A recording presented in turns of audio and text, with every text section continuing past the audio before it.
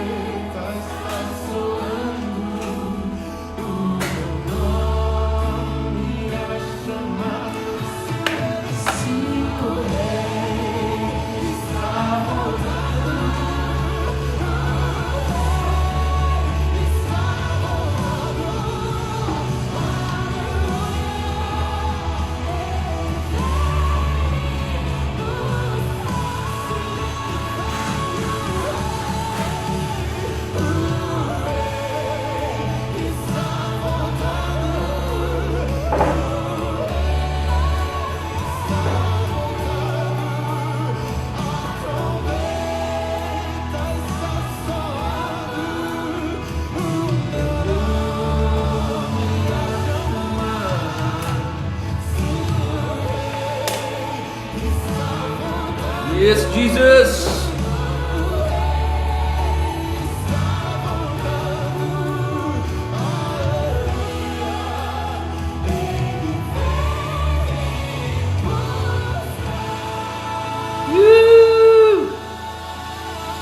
Oh, glória! É isso aí. Aleluia! Bom dia, bom dia, bom dia, pessoal! Olha aí quem tá aí. Estamos aí para mais uma semaninha daquelas, coisa boa. Então, deixa eu começar a compartilhar com vocês aqui a boa notícia que Jesus está voltando, pessoal. Jesus está voltando, fazem 2000 anos que ele está voltando, mas mais do que nunca, Jesus está na porta, Jesus está aí.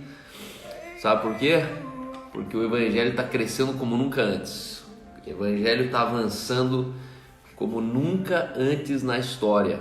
E eu sou grato demais de saber que eu sou parte, testemunha ocular desse momento da história. E, é muito privilégio. Você provavelmente faz parte da geração que vai ver Jesus voltando. Isso eu acredito. E antes de eu chamar o Ronaldo Friesen por aqui, hoje nós vamos conectar direto com o Havaí.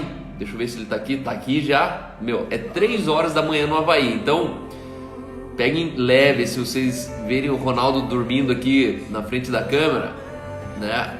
Pega leve, porque, é 3 horas da manhã, eu tô tirando o cara da cama para o cara falar com a gente aqui hoje. Então, antes disso, eu queria falar sobre o princípio da lealdade. Eu sei que nós, como líderes, muitas vezes nós exigimos das pessoas lealdade, só que esquecemos que a moeda do câmbio da lealdade é intimidade. Você não vai ter lealdade de quem você não entregou a sua intimidade. E hoje eu percebo que nós, pastores, nós queremos a lealdade de todo mundo. Por isso que vários pastores se ofendem. O cara fala: nossa, você viu que fulano saiu da igreja, ciclano saiu da igreja, nossa, me traiu. Só que na verdade esse pastor não entregava intimidade para essas pessoas. Eu conheço na minha realidade aqui pastores que na verdade me recomendam de não trazer os membros da igreja na minha casa. E eu confesso que para mim é muito difícil. Como que eu não vou trazer os membros da minha igreja na minha casa? Então fecha essa bodega, né? Vamos fechar então a igreja. Qual o sentido de eu comungar com as pessoas no templo, mas não comungar com elas nas casas, né? É incoerente, é um evangelho que eu não conheço, na verdade. É um evangelho sacerdotal diante da cruz, é um evangelho sem o batismo do Espírito Santo. É um evangelho onde a gente ainda olha as pessoas como uma ameaça, olha como uma obra incompleta. A gente ainda supõe das pessoas: não, imagina, na igreja tem um monte de abusadores, você vai deixar eles com as suas crianças, na igreja tem um monte de adúlteros, tem um monte de viciados, na igreja tem um monte de... Isso aí. Por isso que a gente tem que estar no meio do monte. Eu creio que a gente tem que estar no meio do monte, um monte de pessoas que são improváveis. O evangelho que eu prego, que eu creio, é o evangelho que conserta as pessoas improváveis. Então, eu quero te incentivar a você entregar sua intimidade para quem você espera lealdade. Entregue intimidade. Intimidade é você não ter duas vidas. E aí eu acredito sim que as pessoas, uma vez te conhecendo, elas intuitivamente elas vão ser leais a você. No Brasil hoje eu sou um dos caras, seguramente, sou um dos pastores, seguramente, sem nenhuma dúvida, um dos pastores mais, para não dizer mal falado, do Brasil, como pastor, tá? Não estou falando como cara que não é nada e que vive xingando, não é o cara, eu não sou anti-igreja, mas dentro da igreja eu sou um dos caras talvez muito mal falado no país, e poucos amigos realmente eles primeiro falam que são meus amigos, né? A pessoa falar que é minha amiga, para ela já afeta a relação dela com o mercado gospel. E poucos dos meus amigos assumem a minha amizade. Só que a minha chave é que essas pessoas que assumiram a minha amizade, um dia eu entreguei para elas minha intimidade. Foram pessoas que dormiram aqui em casa, foram homens que sentaram na minha mesa, homens que vieram na minha cidade. Eu não fiz questão de jogar eles em qualquer hotelzinho aqui da esquina, como vários fazem. Por quê? Porque eu faço questão de entregar minha intimidade para quem eu espero lealdade. E essas pessoas, se tem uma coisa que me salva no país, é a vida que eu levo dentro de casa. As pessoas, elas não vê a hora das coisas dentro de casa dar errado para elas falarem assim: viu? Olha lá, viu? A gente falou, era só uma questão de tempo. E hoje o fato é que passa 3 anos, 5 anos, 8 anos, 12 anos, 15 anos, já estou indo para 20 anos que eu escuto as mesmas coisas. As pessoas falando: não, é questão de tempo, você vai ver que a vida não é assim. E na verdade tenho 22 anos de ministério e a vida continua sendo assim. E hoje eu dou graças a Deus pelos meus amigos que são leais a mim, porque um dia conheceram minha intimidade. E todos eles falam a mesma coisa: cara, você pode falar do Cal a hora que você quiser, sobre o que você quiser, até o momento que você falar da família dele, da esposa dele, dos filhos dele. Quando você começar a falar dos valores que ele tem dentro de casa, aí ninguém pode falar, né? As pessoas podem falar de sua teologia, mas elas não podem falar das suas atitudes. As pessoas, elas podem discordar da tua teologia, mas elas não têm como discordar dos teus resultados. Ai, Carl, então você está cheio de resultados. Não, eu estou talvez tendo o óbvio de resultado, que hoje estou numa meta, né? Nossa, o cara, ele não trai. Grandes coisas. Não trair tinha que ser óbvio. Nossa, o cara, ele não divorciou. É óbvio, não devia ter glória nisso. Aguentar casado não pode ser pra gente uma meta de vida.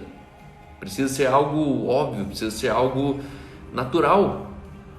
E eu creio nesse evangelho que te dá resultados extraordinários dentro daquilo que é ordinário. O evangelho traz resultados extraordinários sobre aquilo que é ordinário. Ordinário é você ter uma estabilidade financeira. Isso é ordinário. Ordinário é você ter relevância social, no mínimo, no seu bairro. Isso é ordinário. Ordinário é você ter descendência e criar legado. Isso é, no mínimo, ordinário. E, na verdade, isso está tão assim, talvez confuso, que se tornou uma meta. Não, eu quero deixar um legado. Isso. Normalmente a gente deixa um legado, né? Deveria ser normalmente. Mas o fato é que a vida está tão bagunçada que a gente, na verdade, as coisas triviais da vida se tornaram nosso próprio objetivo de vida. E eu te pergunto, se as coisas triviais são as tuas metas de vida, onde foram parar as nossas metas? Onde estão as coisas grandes que a gente nasceu para fazer? A gente nasceu para criar coisas que não existem. A gente nasceu para trazer coisas grandes sobre a terra. E de repente a gente coloca ali: qual é a tua meta de vida? Casar. Não, mas casar não pode ser uma meta de vida. Sério, Cal? Não. Tem que ser muito mais do que casar. Casar é intuitivo. Casar precisa ser uma coisa dentro do plano. Está dentro do plano, mas fora do plano. O que você precisa fazer na tua vida é tão grande que você precisa de Deus?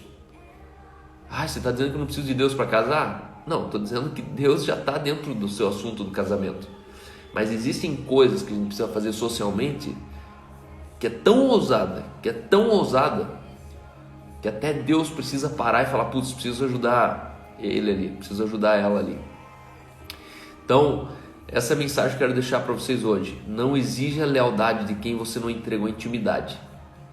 Não exija de um amigo uma lealdade, sendo que você não entregou para ele uma intimidade. E a intimidade é você deixar pessoas acessarem alguns cômodos da tua existência que quase ninguém entra. Alguns quartos, algumas salas, alguns ambientes dentro de você que talvez você nunca deixa ninguém acessar. Entregue essa intimidade para um bom amigo, para uma boa amiga, entregue essa intimidade para uma esposa, entregue essa intimidade para um pastor que você conhece, que você ama, entregue essa intimidade para um filho que talvez está distante, emocionalmente desconectado com você.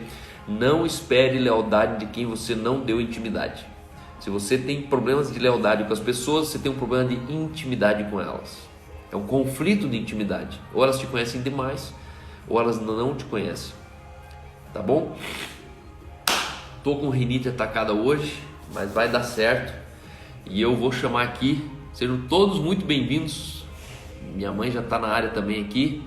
E hoje nós vamos direto pro Havaí, falando com Ronaldo, seguramente um dos meus melhores amigos da minha vida. Good morning, everybody. Good morning. E aí? E aí, mano? E aí, tudo bem?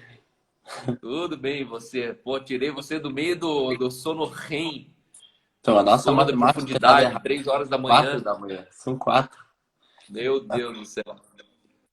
Mas fala pra nós, você já foi dormir ou não foi dormir ainda? Não, já fui dormir e acordei. Coisa boa. Pra quem É. não sabe, o Ronaldo tá falando da ilha de Honolulu, uma das Oahu. ilhas do... Qual? Oahu. Oahu. É. Oi. Oahu. E ele tá... Oahu é onde fica Waikiki, Honolulu, onde fica Wahiawa, North Shore. E Ronaldo é um cara tão alemão quanto eu e um cara tão brasileiro quanto eu. É o alemão mais brasileiro que vocês conhecem, fora eu. Aí tem o Ronaldo. Mas minha história com o Ronaldo ela é muito interessante. Hoje vocês vão conhecer um pouco da vida do Ronaldo, o que Jesus fez, como Jesus foi entrar na história. Mas o Ronaldo, para mim, seguramente é um dos destinos. Aqui eu estou trazendo assim para vocês uma das pessoas que me levaram a um destino. Eu costumo dizer que relacionamentos são itinerários, relacionamentos são uma embarcação que você entra nele e esse relacionamento vai te levar até um lugar. E o Ronaldo é uma embarcação, é um relacionamento que eu entrei em 2007, há exatos 15 anos atrás. Eu me conectei com ele na minha lua de mel, quando eu fui para a Alemanha. 2007, 2017, vai para 15 anos. E o Ronaldo foi um dos caras assim, que conseguiu, talvez, trazer para mim uma perspectiva de uma vida, talvez, cosmopolita, se fosse assim dizer. A cultura europeia, a maneira como ele trabalhava negócios, a maneira como ele fazia ministério. Ele é de uma família completa de pastores. A história deles na Europa é muito interessante, né? Porque eles acabaram saindo do Brasil para assumir uma igreja na Alemanha que tinha, na época, uma ascendência de jogadores de futebol. Era uma igreja brasileira muito relevante no contexto da Alemanha inteira. Muitas pessoas ouviram falar dessa igreja, onde tinha o Paulo Sérgio, tinha o... Qual que é o outro lá que eu comi uma pizza com ele? Jorginho. O Jorginho, Paulo Sérgio e tinha mais um, né? Zé Roberto. O Zé Roberto, depois veio o Cacau. E aí eu conheci nesse contexto o Ronaldo. E eu confesso que o Ronaldo é um desses amigos que me fundi com ele. E por muito tempo o Ronaldo foi o cara assim que eu ligava para ele, passava horas no telefone, compartilhando o meu coração, falando dos meus planos futuros, falando da minha vida. E ele é o cara que nunca tentou me mudar quem eu sou, nunca tentou me frear naquilo que eu estava acreditando. Ao contrário, ele sempre soltava uma pitada a mais de pimenta, ele sempre colocava uma faísca a mais do lado do combustível. E a verdade é que o Ronaldo me levou a muitos lugares que hoje eu estou na vida, né? A maneira de pensar, a maneira de ser, a maneira de fazer igreja. E a minha história com ele é que com 23 anos eu conheci ele e no decorrer daquela relação, a gente se encontrou lá na Alemanha ainda. Ele falou assim: peraí, você não morava em tal lugar? Eu falei: morava. Você não tinha irmão assim, assim? Tinha. Não tinha um lago na tua casa? Tinha. Aí ele falou assim: pô, vocês um dia pegaram carona com meu pai. Meu pai, quando a gente era criança, a gente tava na mesma pracinha. E aí, brincando na mesma pracinha, o pai dele deu carona para os meus irmãos até em casa. E aquilo ali ficou marcado para ele na infância. Isso que uns 14, 15 anos mais tarde, que a gente se encontrou na Alemanha, né? Mais ainda, 20 anos depois, a gente se encontrou na Alemanha e a gente foi descobrir que a gente era do mesmo bairro aqui no Brasil. A gente era do Boqueirão. Então, se a tua pergunta é se pode sair alguma coisa boa do Boqueirão, estamos aqui para responder. Pode. Saiu o Ronaldo e saiu o Cal do Boqueirão. Boqueirão é tipo Nazaré, entendeu? De onde saem os improváveis. Mas, resumindo, o Ronaldo hoje trabalha basicamente em negócios, é pastor, está fazendo mais uma graduação dentro de teologia. Recentemente se mudou da Alemanha para o Havaí. Hoje já está aí, acho que um ano e pouquinho. Já deu um ano já no Havaí? 1 ano e meio. Um ano e meio no Havaí. E vai contar pra gente hoje o que Jesus fez, como que Jesus entrou nessa história. E com você, meu irmão. Você pode fazer, tipo, fazer perguntas só para manter o negócio aqui que de vez em Então, quando eu não sei exatamente o que dizer, mas dá um ele jeito. fala muito bem alemão, depois ele fala muito bem inglês, e a terceira língua dele é o português. Então, vocês vão perceber que o português dele é diferenciado. Ele usa umas palavras assim mais nobres para algumas colocações. Mas a minha pergunta aqui primeiro se apresente, pode contar um pouco o que você tem vivido aí. E segundo foi como que você entrou, ou como você teve consciência de Jesus na tua existência, na tua história. Que momento da vida que você percebeu, pô, existe um Jesus. O que me fascina no Ronaldo é que ele é tipo eu. A gente nunca foi ex-nada. Nunca foi ex-drogado, ex-desviado, ex... É o cara assim que ele um dia ouviu, é assim? É assim. Ah, então eu vou fazer assim. Tudo aquilo que a Bíblia diz, o que um pastor disse, o que um líder de jovens falava para ele, a gente literalmente acreditou naquilo que falaram para a gente sobre Jesus, sobre a vida em santidade. E hoje eu sou testemunha que esse cara é um dos caras que carrega a maior integridade que eu conheço na Terra. Quando eu falei aqui de lealdade e de integridade, ou de intimidade, eu estava me referindo principalmente a essa relação. O Ronaldo é um dos meus 3 melhores amigos na minha vida hoje, seguramente. Só que a amizade é justamente isso, né? A gente não precisa de manutenção. A gente passa ano e entra ano, às vezes ficava 2, 3 anos sem se ver. E quando a gente se encontrava, era como se algo estava fundido já. Não tinha uma aproximação, né? Por quê? Porque a intimidade é você já permanecer dentro. A conexão é emocional, não é uma conexão geográfica, física. E aí, essa é a minha pergunta para você. Como que você cresceu na consciência de que Jesus já estava na tua história? Né? O que Jesus fez nesse momento? Como é que foi a tua adolescência aí na Alemanha? Como é que foi você achar uma profissão? E aí, isso pode ficar bem à vontade. Tá, então, tipo, vou começar bem do início. Tipo, a minha vida já começou com meio que uma coisa que, tipo, mudou bastante. Com 8 meses, eu nasci em Aceguá, bem no sul do Brasil, quase Uruguai. E meus pais faleceram quando eu tive 8 meses. E na época era o meu irmão e eu. O Ricardo tem 2 anos a mais. E os meus tios me adotaram. E a gente mudou para Curitiba. E tipo, meu pai adotivo, que para mim é meu pai. Né? Até às vezes difícil dizer pai adotivo, que para mim é meu pai e pronto. Eu, antes de tipo, continuar, isso quer dizer que meus pais, para mim, são os meus heróis. E com certeza é um dos motivos pelos quais eu nunca fui, como o Carl diz, um ex alguma coisa. Tipo, eles sempre me inspiraram. Meu pai sendo pastor, uma coisa que eu amo no meu pai é que ele é o mesmo cara dentro de casa como pregando no púlpito. E isso para mim sempre, tipo, eu sei que é importante, eu sei que tem muitos filhos de pastores frustrados, porque acaba não, nem sempre sendo desse jeito. E, tipo, meus pais para mim são os meus heróis, tipo, são os meus heróis número um. E daí com meu pai, ele era pastor de uma igreja menonita no Xaxim. A gente morava no Boqueirão. E um, com 11 anos, não, com 7 anos, na verdade, com 7 anos eu fiz a minha primeira decisão para tipo, seguir Jesus. Minha primeira decisão que eu lembro que eu tomei uma decisão e foi porque eu vi meu irmão tomando a decisão. Eu vi meu irmão, tipo, indo pra frente num apelo e tomando a decisão de seguir Jesus. E eu cheguei em casa e lembro que falei para meu pai, pai, eu quero fazer a mesma coisa. Eu quero fazer aquilo que o Ricardo fez.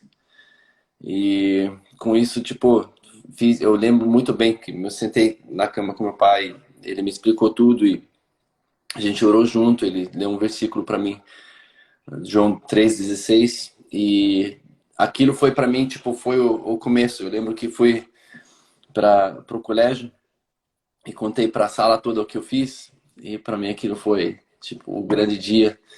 E até hoje lembro de tudo que aconteceu naquele dia. E um, com eu fui pro colégio da primeira série até a quarta no Brasil, e depois da quarta série a gente mudou para Alemanha. E com isso, tipo, a gente acabou entrando numa cultura bem diferente. E a gente costumava ir pro Erasto, que em Curitiba é um colégio cristão, é um colégio evangélico, e de um colégio cristão no Brasil, tendo todos os teus amigos que você conhece tanto do colégio como da igreja, indo para um colégio onde você não conhece ninguém, que não tem nada de cristão, foi uma diferença de cultura bem grande para a gente. Eu lembro que os primeiros 2 anos eu passei por 5 colégios para tipo ver qual que era o colégio certo. Com isso, tipo, óbvio, muitas mudanças e sempre era o aluno novo. E é óbvio que aluno novo, ainda mais o aluno que vem do exterior, é a nova vítima, né? Então, passei por, passei por bullying, passei por entrar no colégio, a galera me empurrar, cuspir em mim, essas coisas todas. Mas uma coisa que pra mim foi, tipo, eu passei por isso, mas uma coisa que é engraçada é que eu não sofri com isso. E isso por um motivo. Eu tive um lar muito seguro. Então, tipo, quando eu chegava em casa, eu tava bem. Tipo, a minha mãe me dava um abraço, ela esperava, sempre esperava pela gente. Já tinha almoço pronto em geral.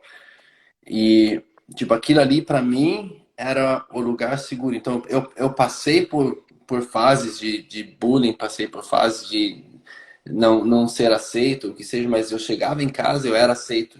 Eu tinha meio que meu castelo, né? Meu castelo seguro. Chegava em casa, estava feliz. Então, tipo, passei por essas coisas durante a adolescência. Mas, tipo, onde Jesus entrou na minha vida, Jesus eu fiquei até pensando quando o Cal falou assim, conte da sua história com Jesus. Eu falei, Jesus sempre teve na minha vida. Isso que pra mim, tipo, eu, eu não lembro de uma fase sem Jesus na minha vida, porque para mim sempre fez sentido seguir Jesus. Sempre foi, tipo assim, o negócio que eu, para mim não fazia sentido viver sem. Eu tive um, acho que uns 2, 3 dias que eu lembro que eu pensei assim, então vou ver o que a galera faz sem Jesus. E na hora que eu vi como é que é, eu falei assim, ah, não, isso aí não é comigo. Era, será, para mim era muito falso, para ser bem sincero. Era uma alegria que, acho que na hora que você conhece Jesus,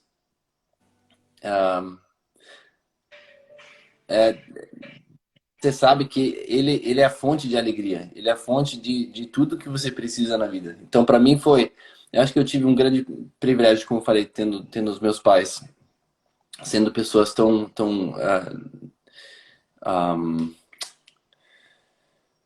autênticas, né? Crente tão autêntico em casa, tanto como em casa como fora de casa.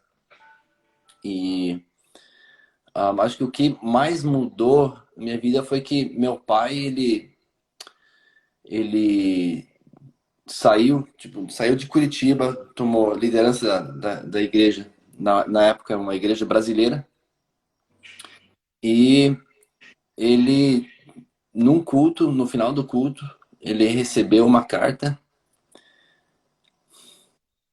e a carta ela dizia assim: essa foi a última chance que eu dei para Deus. E no próximo dia, o meu pai disse que viu o nome dessa pessoa no jornal, e era não sei como é que chama, mas ela era uma das grandes dançarinas de samba no carnaval do Rio de Janeiro. E ela tinha se suicidado no próximo dia.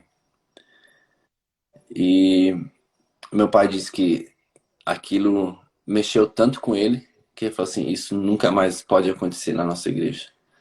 Diz que como é que pode ser que Deus está tão presente e a gente não percebe que as pessoas estão com um pensamento de suicídio.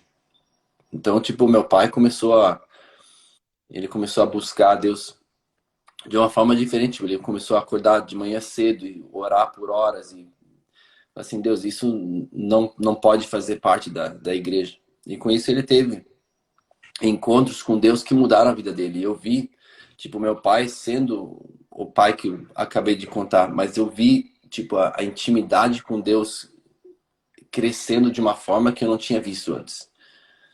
E aquilo, tipo, me impactou muito.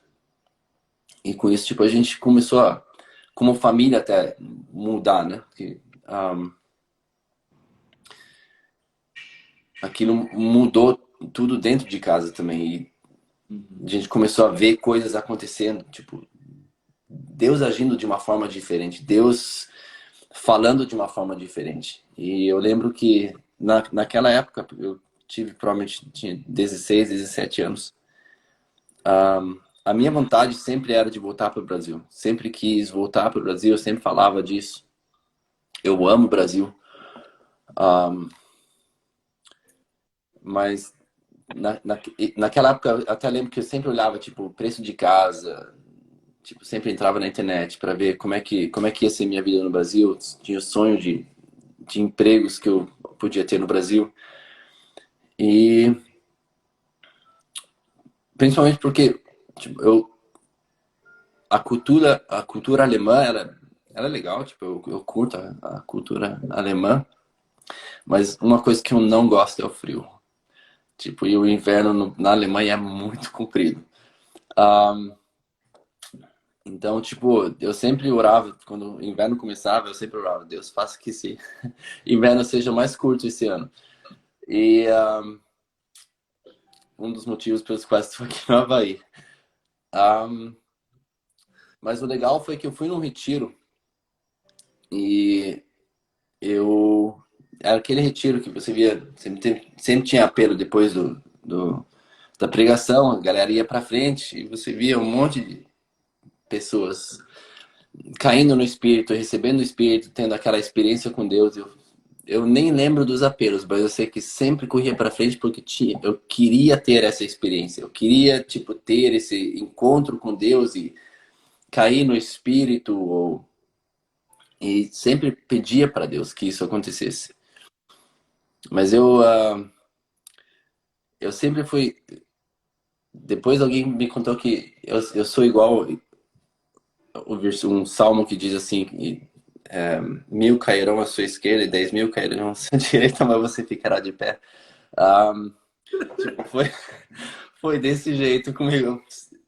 Tipo, tapete de pessoas, só que eu permanecia de pé. E isso pra mim, nossa, foi uma frustração muito grande. Eu queria ter aquele encontro com Deus e no retiro todo, tipo, pelo que eu tinha visto, nada aconteceu. Tipo, eu, ah, eu voltei pra casa, eu lembro que eu tava muito bravo. Tipo, eu não falei nada na minha volta pra casa, era uma viagem de 6 ou 7 horas de carro. Eu tava muito chateado. E voltei pra casa, falei, Deus, pra que tudo isso? Tipo, porque todo mundo recebe. Tinha galera que ia pra frente, tipo, direto e sempre, tipo, até perguntava para as pessoas como é que é, tipo, o que que acontece? Eu só ficava eu lembro que teve um cara que veio pra mim e falou assim, Jesus, ele falou assim, Deus tem uma palavra pra você, ele diz, Jesus quer que você levante. Eu falei assim, Deus, tem alguma coisa errada na nossa comunicação, porque eu quero cair, você quer que eu levante. Eu realmente eu fiquei muito chateado. Só que eu voltei pra casa, cheguei em casa e eu lembro que eu abri a Bíblia. Eu não...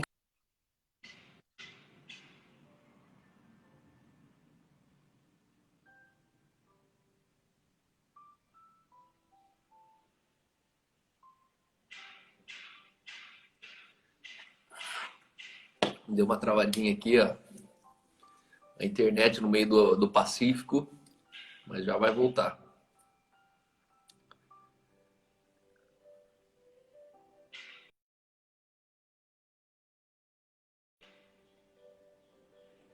Caiu. Bom, eu vou. Ele já entra de novo aqui, já adiciono ele de novo. Mas esse é o Ronaldo, pessoal. Esse é o Ronaldo. Esse é um cara que ele é honesto, um cara inocente. Você sabe que o brasileiro ele chega num lugar assim, ele já olha em volta, todo mundo caindo, ele se joga, né? Se ele não cair, ele se joga. Por quê? Porque é outra cultura. Mas ali tem um alemãozinho que chegava no culto e falava: eu preciso cair, eu preciso. Vocês devem lembrar, nos anos 2000 era uma febre, era uma festa no Brasil, o tal do cair, que o Benny Hinn passava o paletó e plá, tinha uns vídeos no YouTube e tal. E o Ronaldo sempre foi comigo um cara assim que a gente era muito minucioso. E a gente ficava avaliando e falando, meu, qual que é dessa parada de ficar caindo no espírito? Será que é isso mesmo? Será que é real? E a gente vivia aqui, na verdade, num contexto ultra conservador, tradicional. Cair, falando em cair, caiu. Mas voltando aqui, eu tô lembrando do quanto a gente trocava figurinhas falando, meu, será que é de Deus mesmo? Será que não é? O tal do cair, né? Nos anos 2000 era uma febre no mundo inteiro, com movimentos do Benny Hinn, e eu e você, a gente veio de um contexto ultra conservador. Eu gosto muito, eu queria voltar um pouco atrás ali, você perdeu pai e mãe no mesmo dia, né? Você com 8 meses, teu irmão com 2 anos e pouquinho, vocês eram duas crianças que os tios assumiram e os pais faleceram no mesmo dia. Teu pai, se não me engano, um teve choque elétrico e aí o outro foi socorrer e acabou eletrocutado junto. Morreram eletrocutados. E que momento da tua vida que essa verdade chegou no teu coração, assim? Como é que foi essa informação? Porque eu sei que tem muitos pais que vivem isso hoje. Tem pai de um filho com o outro, Aí a criança cresce, só que eles nunca têm coragem para falar para a criança. É como se fosse né? E aí eu me lembro que, tempos atrás, eu atendi uma moça que ela tinha 25 anos. E com 25 anos os pais divorciaram e nesse divórcio o pai veio e falou assim, ó, negócio seguinte, você nunca foi minha filha. E eu vi uma moça de 25 anos sofrendo um duplo nocaute. O primeiro nocaute era que os pais estavam divorciando, e isso, o mundo dela desabou. Só que nesse processo todo, quando ela foi tentar interferir, o pai dela virou para ela e falou, não, não, você não é minha filha. Ela falou, eu não sou tua filha, eu sou tua princesa. Você me pegou no colo a vida inteira. Você me buscou na escola. Ele falou, pois é, quando eu casei com tua mãe, eu casei por causa da tua mãe, não por causa de você. Só que você já era da tua mãe já teve você com outro cara. E eu percebo que isso é um monstro na casa de quem vive essa realidade. Só que eu vi que na tua casa isso foi muito honesto, foi muito natural, foi muito verdadeiro. Isso, eu acredito que teus pais, acho que em nenhum momento da história tentaram esconder nada de vocês. Como é que dia que foi esse dia? Você lembra esse dia que você tinha quantos anos? Como é que você ficou sabendo disso? Eu não, tipo, eu não lembro do dia, porque para mim sempre fez parte da minha vida ser filho adotivo. Mas eu nunca. O bom é que, tipo, eu sempre soube que sou, mas nunca me senti como fosse. E isso para mim fez uma grande diferença. Que para mim, eu olho para os meus pais e eu admiro eles, porque, tipo, eu realmente eu olho para trás e não lembro de um momento na minha vida no qual eu posso dizer, eu me senti como se fosse. Entendeu? Tipo, para mim sempre foi, eu sou filho. Eu sou filho e pronto. A gente nunca teve aquela, tipo, meus pais, eles... Eu tenho mais dois irmãos, a Elke e o Daniel. A Elke tem 1 ano mais nova e o Daniel é 4 anos mais novo. Mas, tipo, a gente sabe, a gente fala sobre isso, mas isso não faz nenhuma diferença. Eu sou, tipo, tanto filho como qualquer um, e sou tanto irmão como qualquer um de nós. Tipo, então, tipo, para mim nunca foi. A gente nunca teve uma discussão por causa disso. Nunca, tipo, é uma coisa bem. Você acredita que isso aconteceu porque teu pai nunca tratou vocês diferente do que da Elke e do Daniel? Porque vocês, os dois mais velhos, são teoricamente primos dos dois mais novos. E se fosse para pontuar assim, onde teus pais acertaram, foi nessa capacidade de eles tratar vocês igualmente? Com certeza. Eu acho que, tipo. Eu realmente não tenho nenhuma recordação de. Tipo, a gente. Filho e pronto. Tipo, não foi. Vamos, né, se acostumar com o negócio e tal. Tipo, se você for ver as fotos da minha infância, a partir do momento que nós fomos adotados, as fotos eram fotos de família. Entendeu? Tipo, era... tipo, eu não lembro de um momento onde eu tenha me sentido como se fosse algo diferente dos meus irmãos mais novos. E isso com certeza fez uma grande diferença. Tipo, eu sou filho e pronto. Tipo, e o engraçado é que a gente conversa sobre o que aconteceu. Só que isso parece que não, tipo, não faz uma diferença no como a gente sente um por outro, como a gente vê um outro, tipo, meu pai, minha mãe, meus irmãos são meus irmãos e pronto. Tipo, não tem, não é que um é e outro, tipo, É fantástico. é, Parece que nem foi com vocês, né? Essa é a verdade. é, é bem isso. É uma história que vocês contam que parece que nem era com vocês.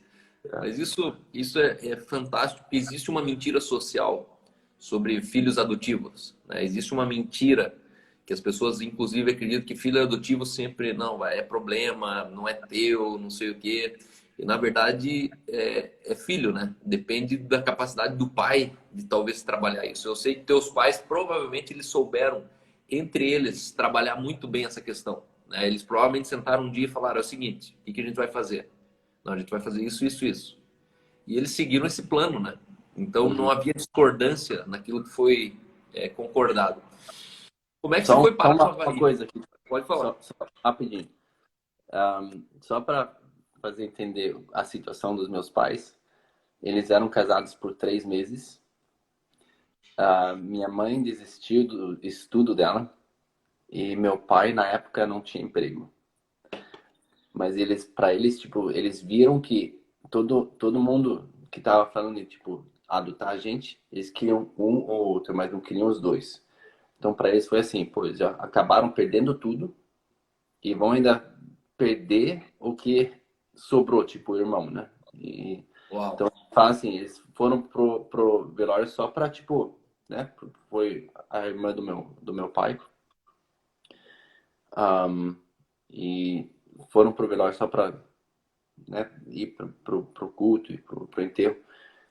E voltaram com 2 filhos. Tipo, não foi, tipo, nós vamos pra lá agora pra adotar eles. Foi, tipo, na hora eles tomaram a decisão porque viram que queriam separar a gente. Falaram assim, ah, não vão separar. E eu perguntei pra minha mãe, como é que vocês decidiram? Daí minha mãe disse que a gente só olhou um pro outro e fizeram assim, ó. E pronto. E tomaram a decisão e adotaram a gente. E pra mim isso, meu, mudou minha vida, né? Mudou tudo. Então, eu acho que tem muitas vezes, até estava falando sobre isso ontem com um amigo meu, que muitas vezes a gente espera tipo, muitos sinais e tal, e tipo, para fazer coisas. E acho que meu, a gente tem a mente de Cristo, a gente tem o coração de Cristo, e às vezes é bem mais fácil do que a gente acha. Né? Não vou dizer que foi fácil para eles, mas digo, a decisão que eles tomaram foi tão simples, foi um olhou pro outro e pum, tipo, vamos. E isso para mim foi, meu, isso é o maior presente que me foi dado na minha vida, ser adotado pelos meus pais. Tá? E só para continuar a história aqui, antes de cair a internet aqui, um, eu voltei para casa daquele retiro e eu comecei a ler a Bíblia, eu não queria parar mais. Eu lembro que no próximo dia eu fui pro trabalho e eu tava nevando e caiu um floco na minha mão de neve. E eu olhei para aquilo e falei assim, nossa, que bonito. Eu tive que parar no momento porque um, eu odiava o inverno. E para mim dizer isso, tipo, nossa, olha só que bonito, eu falei assim, caraca, Deus mudou alguma coisa. E eu vi que Deus me fez, tipo, ele, sabe, muitas vezes a gente espera que Deus faça comigo o que ele fez com outra pessoa, mas a gente não percebe que Deus é um Deus tão pessoal que ele trabalha comigo só do jeito que ele trabalha comigo. Ele fala comigo só do jeito que ele fala comigo. Ele não é um. Eu costumo dizer que Deus não é um Deus de receita, não é um Deus de. Aqui, ó, passo 1, 2, 3 ou 1 a 10 para você perder tantos quilos, ou o que seja, tipo, para você ter encontro com Deus, a gente tenta fazer aquele 1, 2, 3 e pronto, vou chegar lá. Mas Deus é tão pessoal que ele sabe o que a gente necessita, ele sabe como falar com a gente. E eu comecei a amar a Alemanha. Tipo, para mim aquilo foi o maior milagre, na verdade, porque para mim eu queria voltar para o Brasil. Eu comecei a viver com a minha cabeça onde eu estava com o meu corpo também. Então, tipo, eu comecei a viver, eu comecei a estar presente. E para mim aquilo foi a melhor mudança que Deus podia ter feito. E, tipo, Deus mudou muito no meu pensar, no meu, tipo, amor pela palavra, amor por Ele. Que eu, assim, naquele momento, tipo, depois daquele retiro, eu falei assim, Deus, então se for assim, é tudo. Tipo, tô, né, como eles dizem, all in. Eu tô, tipo, é 100% da minha vida agora. E é só você. E isso com certeza, tipo, foi, tipo, um momento, eu diria que, né, não, eu não diria que foi uma conversão, mas foi um momento que mudou muito da minha vida. Que eu sei que desde aquilo, eu acho que o que muda bastante no momento assim é que você não toma mais decisões. Espero que seja entendido certo, mas eu não tomo mais decisões para Jesus. Eu tomo decisões com Ele. E isso para mim é uma grande diferença. Tipo, tem muitas vezes Uau. que eu vivo, eu paro de viver para Ele e começo a Pra viver com Ele. com ele. E isso, tipo, muda tudo. Entendeu? Porque eu vejo, se você for ver, desde o início, Deus, o que Ele mais queria é viver com a gente. Ele não pedia para a gente viver para Ele, mas Ele queria estar no meio da gente. Então, desde o início, de Gênesis até Apocalipse, você vê que é sempre Deus que quer estar com a gente. E creio que essa foi a grande diferença que aquilo fez na minha vida. E desde aquilo, tipo, eu vejo, tipo, Deus tira medo, né? Tira medo de tomar certas decisões. Deus, ele é uma coisa mais viva. E até estava conversando um, que tira o peso de ser. Um, porque muitas vezes as pessoas falam assim, mas é tão dia ser cristão. Mas eu vejo que a gente passa por dificuldades, talvez, mas o peso, na hora que a gente anda com Jesus, ele sai. A gente só tenta fazer coisas para Jesus, ser um bom cristão, tal. Tipo, aqui não é um peso. Tipo, mas na hora que você.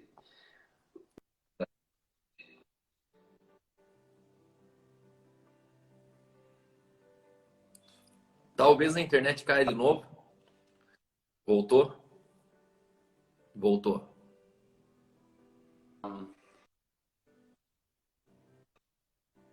E você não tenta mais. Você não tenta mais.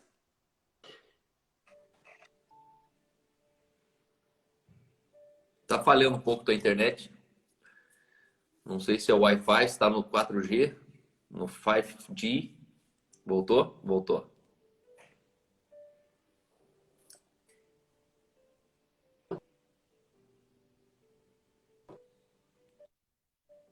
Agora voltou. Aí? Peraí. Voltou agora.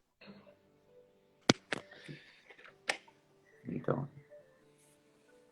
Tá indo e voltando.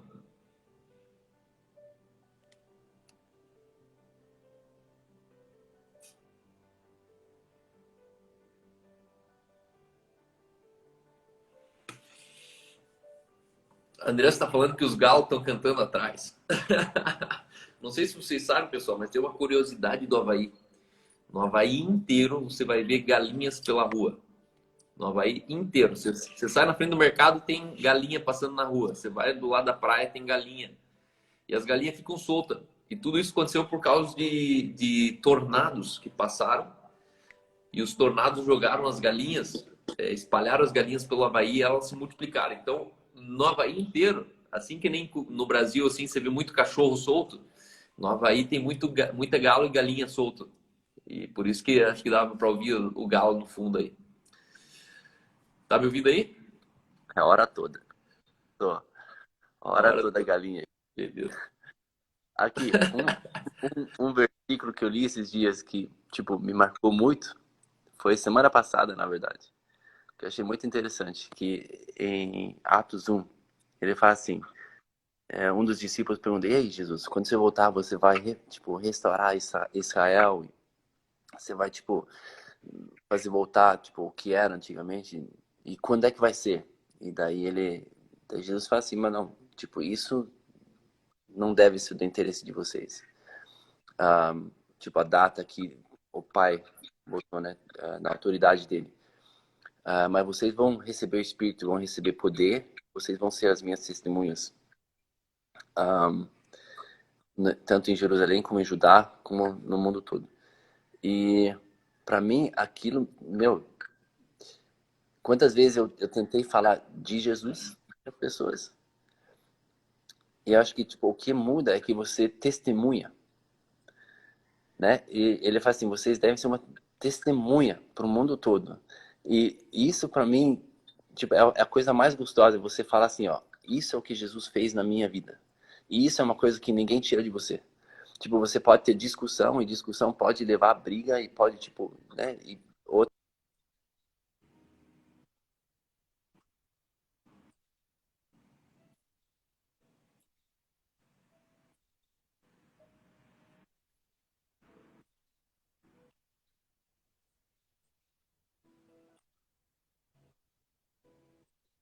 gostoso ah, do que a gente de vez em quando fala. Para mim é sempre triste quando pregações que falam, não, mas ser crente é algo tão difícil. Engraçado, exatamente o contrário. Tipo, quando a gente canta louvor, tipo, a gente fala que é a melhor coisa. E daí a gente chega na hora de falar do negócio, a gente fala que é a coisa mais difícil. Né? Então, tipo, para mim, o que mudou foi exatamente isso. Tipo, ficou bem mais leve e uma coisa bem mais gostosa. Yeah. Como é que Desculpa você foi todas essas parar? interrupções Como é aqui. que, como é que você foi parar no Havaí? Um, eu. Então, 2007, a gente abriu uma loja de surf skate em Munique. Um, o nome da loja é cadê? Santo Louco. E a gente. Como é que surgiu esse nome? Santo Louco surgiu num retiro de jovens. Que um, a ideia, tipo, eu vi um dos pregadores falou, pô, a gente deve ser santos loucos, né? E daí hora, caraca, esse, na verdade é um nome que a gente já estava procurando por nome para a loja, assim. É exatamente o que eu quero mostrar para o mundo. É tipo que sendo santo não quer dizer que a vida vai ficar chata. Tipo, Jesus não é um freio de alegria, ele é tipo a nossa fonte de alegria. Então, tipo, eu quero mostrar, tipo, a minha vontade é de ver pessoas tendo encontro com Deus e falar assim, isso aqui é muito melhor do que tudo que eu vivi até agora, né? E não aquele, putz, agora eu não vou poder fazer tal e tal coisa, vou ter que fazer tal e tal coisa, tipo, né? É uma visão bem diferente de ser crente. Meu Deus é tudo, ele é a fonte de tudo e tanto que vivendo dentro dessa indústria de surf skate por agora acho que são 13 anos que a gente 2003, 13 13 anos. anos. Eu vejo que meu, o mundo tá muito à procura bem disso do que a gente tem.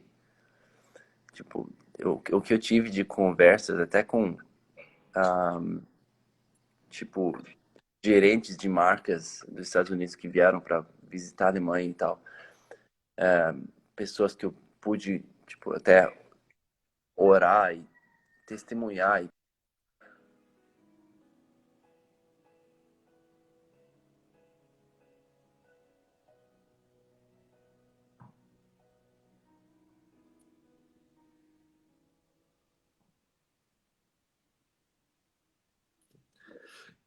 Agora só falta ele na cozinha. Acho que já estava no quarto, foi para a sala. Tá aqui, ó, só procurando a antena.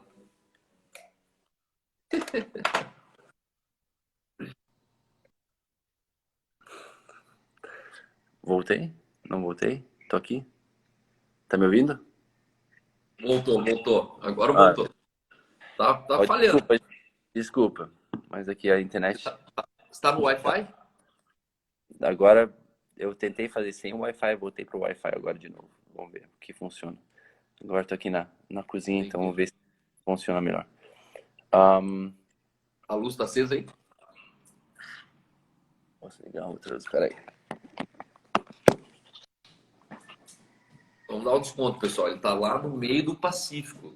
você olhar o Havaí assim, ó, tem o mundo inteiro e o Havaí aqui no meio do Oceano Pacífico. Então, se tem internet ali, já é um milagre ter internet pra gente. Pior que é. Um, não, tipo, só pra terminar o negócio aqui, uma coisa que pra mim foi muito importante entender. Os primeiros 3 meses são ótimos, né? Você tem aquele negócio, tem uma loja e tal, mostrar para todos os amigos, é aquela festa. Mas um, eu quando comecei a tipo ver, tipo, começou a ter aquelas dívidas e tal na nossa loja, a gente passou por uma fase bem difícil por 5 anos, ou 6 anos que a gente não recebeu salário e tal. Um, eu lembro que eu falava para Deus, Deus, eu sempre quis pregar a tua palavra, agora criei esse monstro e vou ter que pagar a minha dívida para a vida toda. Por que que você permitiu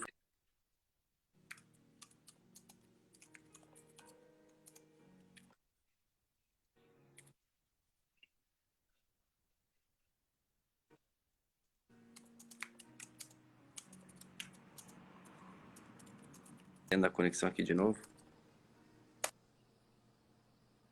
Tá cortando ainda. Tá? Aqui. Daqui a pouco você vai lá no vizinho pegar aí teu Wi-Fi. Um, qual foi a última? E aí a loja era mais do que uma coisa legal para os amigos. Aí você Ah, criou o monstro. E aí você entendi. falou, pô, como que Jesus me colocou na furada? Ah, e, mas tipo, hoje eu posso ser pastor para pessoas que não vão para a igreja. E isso para mim é o maior privilégio. Tipo, para mim, tipo, obviamente a versão curta da história, mas tipo, poder ser pastor para pessoas que entram na loja, eu sei que provavelmente não vão pisar dentro da igreja, não vão entrar na igreja. Então, eu creio que todos nós somos pastores. E talvez não temos o título, mas é bem esse mundo que precisa de pastores. A igreja já tem suficiente, mas tem poucos fora.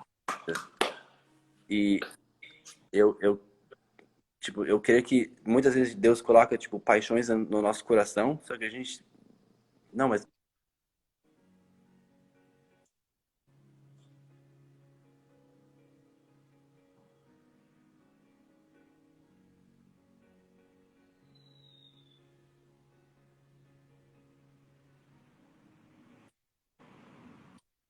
Travou.